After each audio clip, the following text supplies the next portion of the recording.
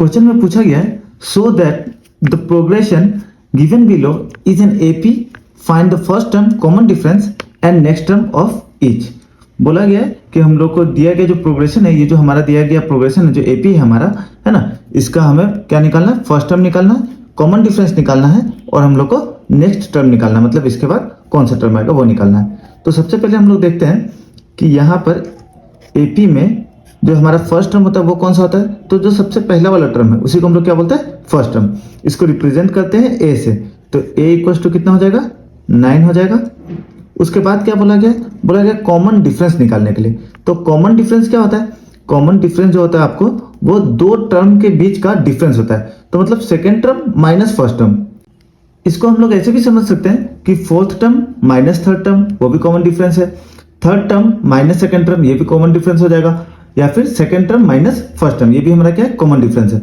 तो common difference क्या होता है, कॉमनली कि जो हमारा कंसेक्यूटिव टर्म्स है उसका जो डिफरेंस होगा उसी को क्या बोलेंगे, कॉमन डिफरेंस। तो यहाँ पे आप लिख सकते हो कि कॉमन डिफरेंस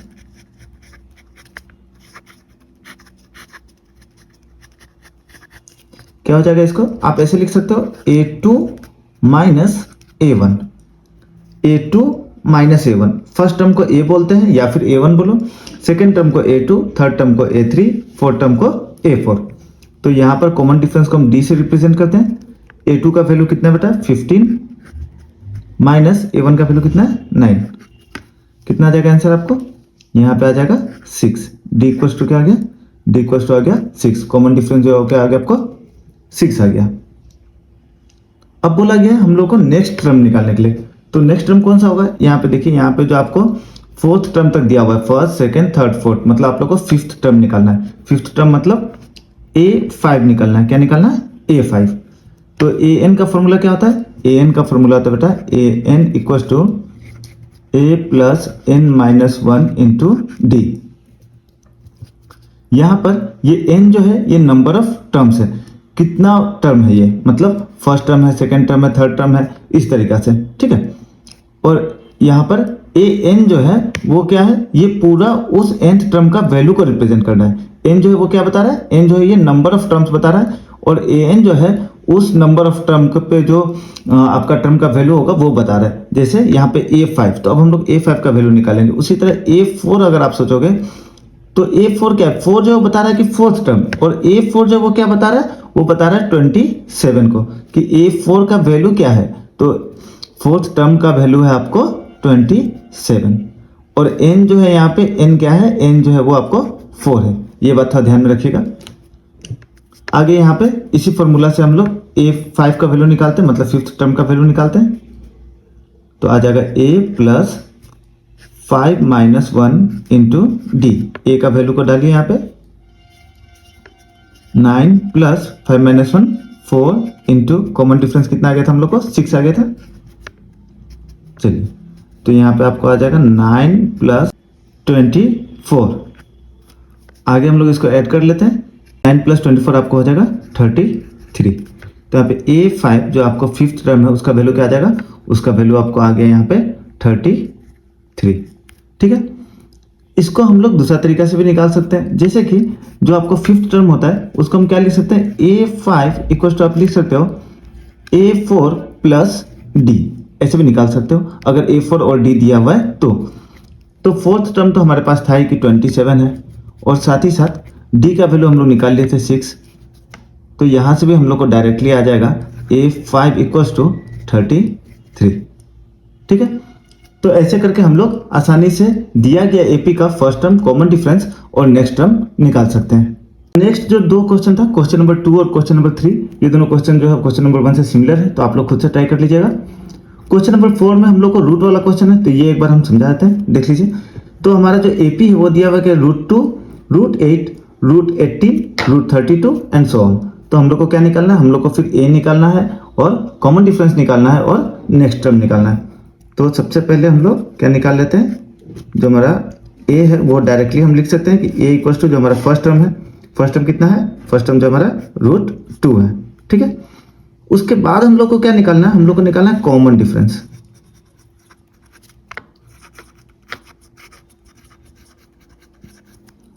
कॉमन डिफरेंस क्या होगा? कॉमन डिफरेंस आप लोग को बताते हैं कि a2 माइनस a1 हम लिख सकते हैं, जो इजीएस्ट है।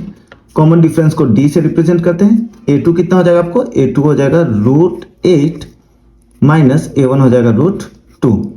अभी यहाँ पर ध्यान देना है कि √8 से डायरेक्टली √2 को माइनस नहीं कर सकते हैं, तो हम लोग क्या करेंगे, हम लोग √8 को √2 के फॉर्म में चेंज करेंगे, मतलब कोई एक होल नंबर और √2। तो √8 को हम क्या लिख सकते हैं? √8 को हम लिख सकते हैं 2 इंटू 2 इंटू 2। तो यहाँ से ये √8 इक्वल्स टू हम लोग इसको ऐसे लिख सकते हैं। तो यहाँ पे दो रूट, जो आपको दो 2 है रूट के अंदर, इसके बदली एक 2 बाहर आ जाएगा, अंदर बचेगा √2। तो √8 को हम क्या लिख सकते हैं? हम इसको लिख सकते हैं कि 2√2। तो यहाँ पे इसको लिख देंगे हम 2√2 माइनस √2। तो हो जाएगा आपको d का वैल्यू हो जाएगा आपको √2। 2√2 से √2 जाएगा तो बचेगा √2। ठीक है, तो यहां से हम लोग को निकल गया कॉमन डिफरेंस। अब नेक्स्ट जो हमारा टर्म होगा, हमारा फिफ्थ टर्म हम लोग को निकालने बोला गया ना, तो फिफ्थ टर्म क्या हो जाएगा हमारा? a5 निकाल लेते हैं। a5 equals to a plus 5 minus 1 into D. A का वैल्यू कितना आपको? √2 है ए का वैल्यू, प्लस 4 इंटू डी √2। ठीक है, तो √2 प्लस 4√2 इक्वल्स टू हो जाएगा आपको 5√2। a5 का वैल्यू कितना आ गया? 5√2। लेकिन हम लोगों को यहाँ क्वेश्चन में कैसे दिया हुआ है? क्वेश्चन में जो हमारा डिजिट्स है वो कहाँ है? वो रूट के अंदर है। ठीक है ना, जो नंबर है वो किसके अंदर है? रूट के अंदर है। यहाँ पे हमारा एक जो है वो नंबर बाहर आ जा रहा है, मतलब होल नंबर के फॉर्म में, उसके बाद √2 के फॉर्म में आ रहा है। तो इसको हम लोग इस फॉर्म में चेंज कर देते हैं। कैसे करेंगे? तो 5√2 को हम क्या लिख सकते हैं? इसको लिख सकते हैं कि रूट अंडर 2 इंटू 5 इंटू 5, क्योंकि दो 5 रूट के अंदर था, उसी से एक 5 जो है वो रूट के बाहर आया था। तो जब इसको वापस से रूट के अंदर करेंगे तो एक के जगह कितना हो जाएगा? 2 हो जाएगा। तो आपको आ जाएगा ये √50। तो इसको हम लिख सकते हैं √50। ठीक है, तो यहाँ पे जो हमारा नेक्स्ट टर्म था वो नेक्स्ट टर्म क्या हो जाता? नेक्स्ट टर्म हो जाएगा हमारा √50। जैसा कि पिछला क्वेश्चन में बताए थे आपको कि a5 जो है उसको हम और क्या लिख सकते हैं, किस तरीका से? तो a5 को हम लिख सकते हैं a4 प्लस d। तो a4 का वैल्यू कितना था? यहां से भी लिख सकते हो, a4 है आपका √32 प्लस कॉमन डिफरेंस √2, है ना। तो यहां पर अब हम लोग क्या करेंगे? अब इस 32 को √32 को किस फॉर्म में लिख सकते हैं? तो इसको हम लोग लिख सकते हैं 4√2 के फॉर्म में प्लस √2।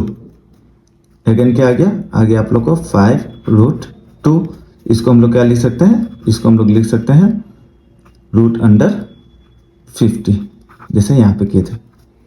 तो बहुत सिंपल है, इस तरीका से हम लोग रूट वाले क्वेश्चंस को सॉल्व कर सकते हैं। बस आप लोग को ध्यान देना है कि जो हमारा एपी दिया रहेगा, ये जो हमारा एपी दिया हुआ है, इस एपी को इसको कोई एक रूट के फॉर्म में चेंज करना पड़ेगा। जैसे यहाँ पे √2 के फॉर्म में सबको चेंज कर देना है। ठीक है, उसी तरह जो नेक्स्ट क्वेश्चन है हमारा, नेक्स्ट क्वेश्चन नंबर 5 में क्या दिया हुआ है देख लीजिए एक बार।